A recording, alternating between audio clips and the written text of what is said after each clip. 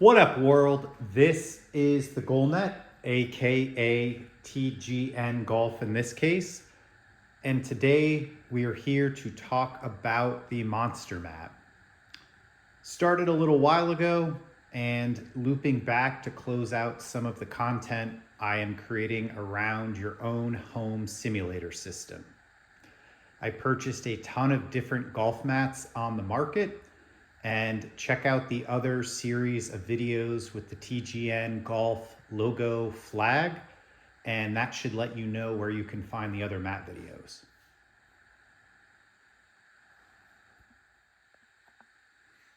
If you're not familiar with the Monster Mat, just type it into the search bar on YouTube. I would say it is absolutely one of the most reviewed mats on the internet.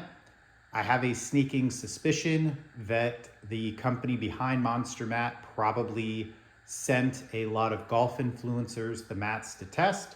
Very much in the same fashion, I get demo gear from Bauer Hockey or CCM Hockey when it comes to my content creation for hockey. So absolutely no issues with that business practice, but it is something I'd like to point out. I actually purchased this mat as well. If people are doing a good job with the reviews, it shouldn't matter, but it is something I often see in the comments, so I wanted to take the time to point that out before we get started.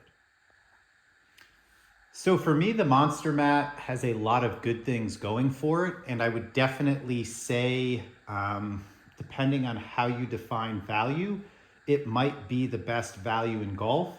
And the reason being, this is a 5x5 mat you see here in the video screen, and it's around $350 US. A 5x5 mat from a company like Fiberbuilt or Country Club Elite can be, $500 to $1,000 depending on your setup. And so this mat is, anywhere from 50% to like a third of the cost of some of the more expensive premium mats on the market. So if you are on a very fixed budget, you're not on the crazy like $150 budget I looked at before with the Matzilla, but something like $500 or $600 just is a price point you can't wrap your head around. This mat really does come in at that nice middle price point. If we use like a good, better, best mentality, best is going to be any of those $600 plus mats. Then you have the real cheapo mats at $150, where you're definitely going to make some trade-offs, but they can work for you. I respect everybody has a budget, so I don't blame you if you buy a mat that cheap. And then you might be that middle ground consumer, where you need, using old GM terminology, you had like Chevy, Buick, then Cadillac. In my opinion, this kind of falls into the Buick range. So it has some really good features. It's definitely a good quality product, but it's also not the best of the best in my opinion. And there are some trade-offs. So let's take a look at the pros and the cons of this mat now that we've done the overview. All right, so one of the most unique things about this mat is actually the turf on top of it. It is much shorter than a lot of the other mats on the market, and that's not necessarily a bad thing, because for my money, when you strike one pure, this might be the best feeling mat that you can hit off of. And the reason I say that is because when we're practicing, unless you're specifically focusing on something like hitting the ball out of the rough, the most important thing you want to practice is hitting off a sort of flat surface with shorter grass, which replicates a fairway. And that's going to best help you get in a groove to practice nice, clean strikes.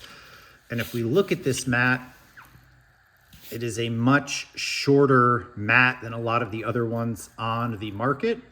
And the reason I say that's good is because some of the other mats I tested, like the Matzilla, are so thick that when you actually make a good strike, which would traditionally take a divot, it can feel a little grabby or like your club sinks too much, and it has a very synthetic feel to it. For me, the Monster Mat, like I said, is 10 out of 10 in terms of feel for, a good strike. There's some reasons I'll get to a little bit later in the cons of why this mat is so heavily focused on a perfect strike. It leaves some things that are a little bit less than desirable in terms of, long-term use for hitting indoors. Unfortunately, hitting indoors is literally hitting indoors. and it's never going to quite feel like hitting outside. Or if you're going to hit lots and lots of golf balls, you need to make some concessions in terms of practicality and joint safety, or maybe you need to prioritize a couple things over feel. So hopefully that makes sense. But anyway, this turf is a shorter, curvier turf, as you can see. You know, there is some good turf there. You can mash your fingers in, and that's when I say when you strike it with the club, it can go down and through. Then that lighter gray layer there is hard. That's the bonding layer. And then the bottom, you have the nice thick foam cushion mat. So when you do go down and chunk one, you do have a nice soft landing area. Okay, so just to show you what I'm talking about with digging the club in, as you can see, if you really dig it down, you can go about 2 grooves deep on this club face before it bottoms out. And then in terms of turf interaction, just trying to stab at it here through the tripod, way more complicated than it might look, but just to show you some of the properties and the noises you might expect. And again, to actually see what it's like when you hit one chunk, or really just overemphasizing what a turf strike might look like. So for comparison purposes now, the darker green on the left is a piece of the EZT hybrid turf, which is the stuff that almost every equipment OEM recommends. It's what is inside the PXG fitting studios. It's what's inside the TrueSpec fitting studios. And this is very much considered the gold standard when it just comes to performance. And so if we look at this from the side, you can see how thick this is. You know, that I can get a tape measure out. Not sure how well that'll show on picture, but on video rather, but you can just see how much thicker and softer and more curly this turf is. And it's also much thinner strands of the turf. And EZT actually doesn't believe you need a backing. So all of their turf in terms of the shock absorption comes from the grass up top, and it's not from the undermat. Versus if we look at the EZT, you can see how much thinner that is, and it relies on the mat. Unfortunately, you can't put these really well side by side, but hopefully it's showing through where both the mats are about the same thickness. But the big difference really comes in from the Monster mat having that lush underbacking and the EZT being all turf up top. So at the beginning, when I started to mention that the EZT is sort of the gold standard, but I really love the way the Monster mat feels when you hit that just flushed ball. It's because the shorter turf, in my opinion, feels more like a fairway.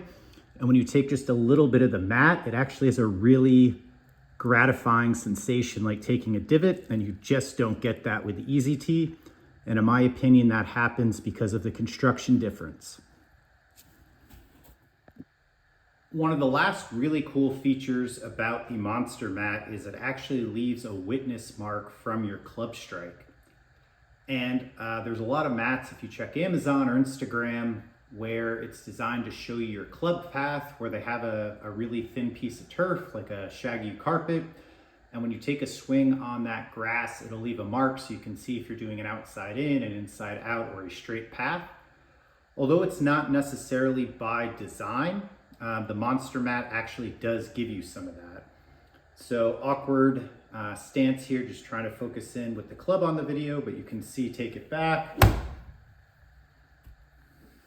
And you can see just taking some divot patterns, but if you look right here, there's a dark green section in the turf. So there's the last 2 strikes, there's the first strike, and it leaves a mark. So if you maybe had some brutal strike, now you can see that's at like a 45-degree angle. So if you're somebody that struggles with club path, you can see that this mat actually does give you some performance feedback as well. You know, so if you're hooking a shot or pushing a shot or whatever, you can look down at the mat and instantly you will see the strike, and then you can also just kind of wipe your hand over it a couple times and get rid of the mark as well. Now there is one downside to the construction of this turf, in my opinion, and it sort of goes hand in hand, where the good thing is you get the witness mark.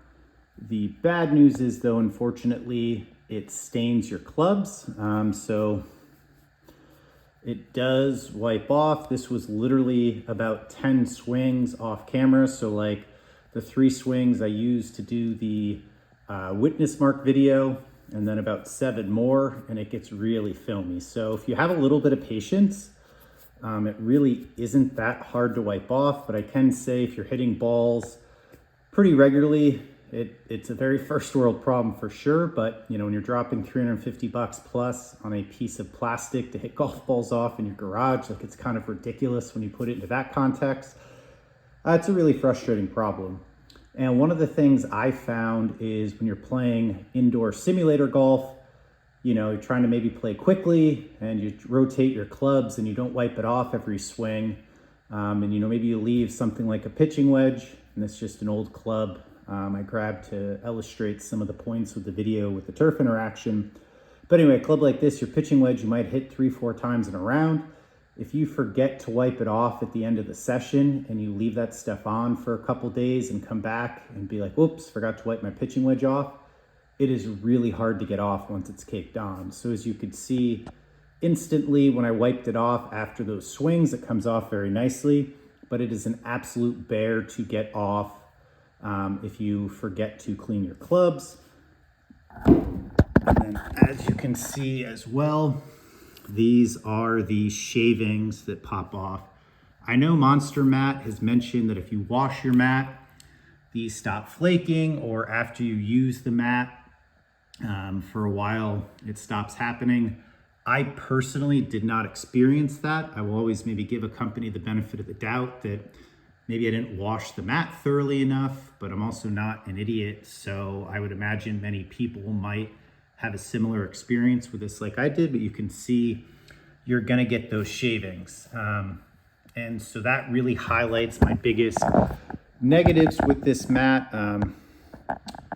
Like I mentioned, the price point is really great for somebody that wants something premium, but maybe is a little leery like myself of spending $1,000 on a mat to hit golf balls in your garage once a week during the off season here in Chicago. It's just like a cost I'm not willing to take in. And that's really great, but there are some trade-offs in terms of it gets your club dirty all the time.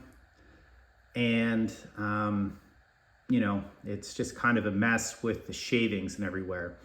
The other point I would knock on this mat is I'm a youngish guy. I'm in my 30s, pretty fit. And, you know, I have a high swing speed. My driver's swing speed's probably about 108-ish miles an hour.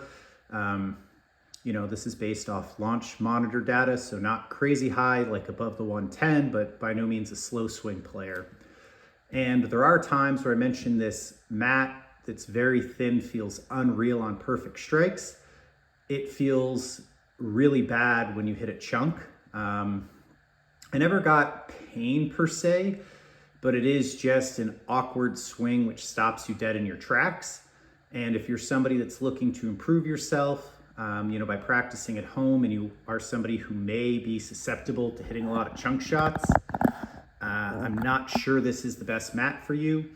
And then to the point where I noticed the bad shots on this mat worse than some of the other products I've tested, I would definitely say if you are somebody that has any issues with arthritis or joint pain, you know, you might want to step up and get a different mat, you know, maybe something like the Fiberbuilt mat, or something like that, which is really designed where it doesn't feel quite as realistic as something like the Monster Mat, but it feels good enough, and you get that added security of injury reduction.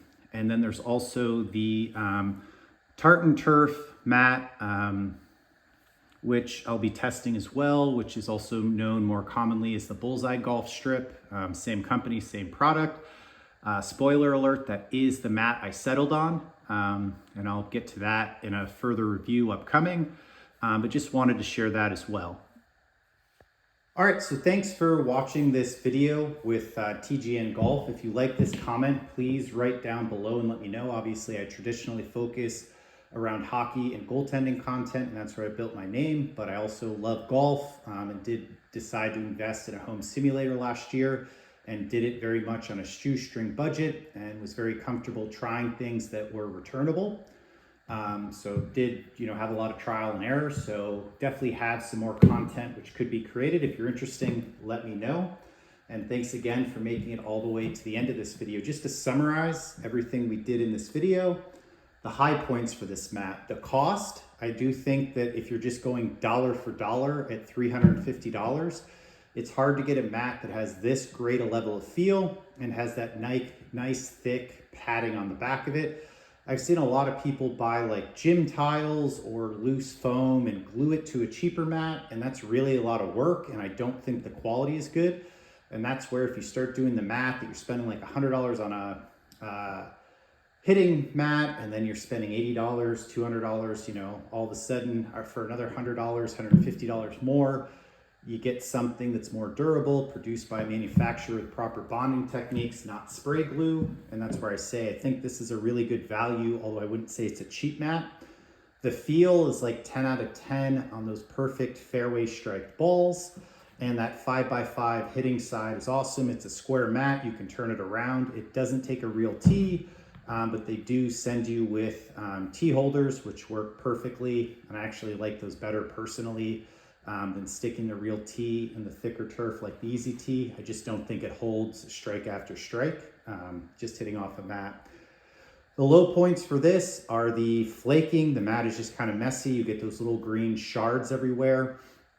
I didn't see it my time with this mat, but when material is coming off the mat, you are removing material. And so I don't know if after 5 years, if you're gonna start to see wear marks in the mat versus one of the other ones which has thicker turf, if that actual hitting surface would last over time.